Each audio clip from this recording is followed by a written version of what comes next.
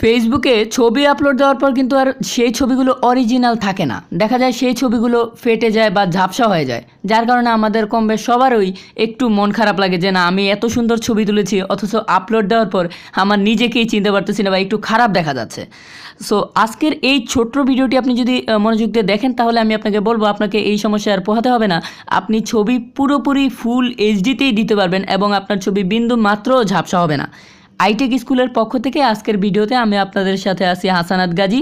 চলুন শুরু করা যাক। সাবস্ক্রাইব করুন iTecH স্কুল চ্যানেলকে, ঘন্টা বাজিয়ে দিন নিত্য নতুন টিপস সবার আগে পেতে।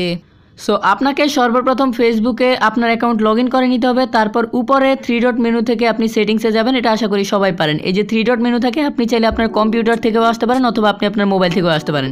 এখান থেকে আসার পর আপনি সেটিংস অ্যান্ড প্রাইভেসিতে ক্লিক করবেন। এরপর আপনি সেটিংস অপশনটা চুজ করে নেবেন, যেখানে এই যে দেখতে পাচ্ছেন সেটিংসে আমি ক্লিক করলাম। সো এই সেটিংসে ক্লিক করার পর এখানে আবার অনেকগুলো অপশন আসবে।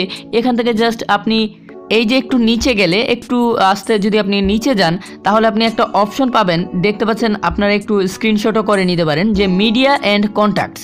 হ্যাঁ, মিডিয়া অপশনটা আর কি আপনি খুঁজে বের করবেন, MEDIA, এই যে মিডিয়া। সো এই মিডিয়া অপশনে আপনি যখন ক্লিক করবেন মিডিয়া অ্যান্ড কন্ট্যাক্টসে, তখন কিন্তু আপনার আরেকটা অপশন আসবে। সো এইখানে আপনি দেখতে পারবেন আপলোড ফটোস ইন HD। হ্যাঁ, তো তখন কিন্তু এটাও সিলেক্ট করবেন এবং এর নিচে আবার আরেকটা আছে upload photos videos in HD। এই দুইটা অপশন সিলেক্ট করে চালু করে দিবেন। তাহলে কী হবে, আপনি আপনার ফোনে আপনি আপনার ফেসবুক আইডিতে যেই ছবিগুলোই দেন না কেন সেগুলো HDতে আপলোড হবে, অর্থাৎ অরিজিনাল ছবি, অরিজিনাল ভিডিও এগুলো আর কি আপলোড হবে, যার কারণে আপনার ছবিটি একটুও ফাটবে না বা ঝাপসা হবে না। সো আপনারা নিজের একবার ট্রাই করে দেখতে পারেন। এটা একটা নতুন আপডেট ছিল যেটা আমি আপনাদেরকে জানিয়ে দিলাম। তো এখন আপনাদের কাছে শুধু এইটুকুই অনুরোধ, ভিডিওটি যদি ভালো লেগে থাকে বা একটু হলেও উপকারী মনে হয়ে থাকেন, প্লিজ ভিডিওটিতে লাইক দিবেন। লাইক দিয়ে আপনি কমেন্ট করে জানাতে পারেন আপনার মতামত, আর পরবর্তীতে কোন ধরনের ভিডিও পেতে চান সেটাও কিন্তু কমেন্টে জানাতে ভুলবেন না।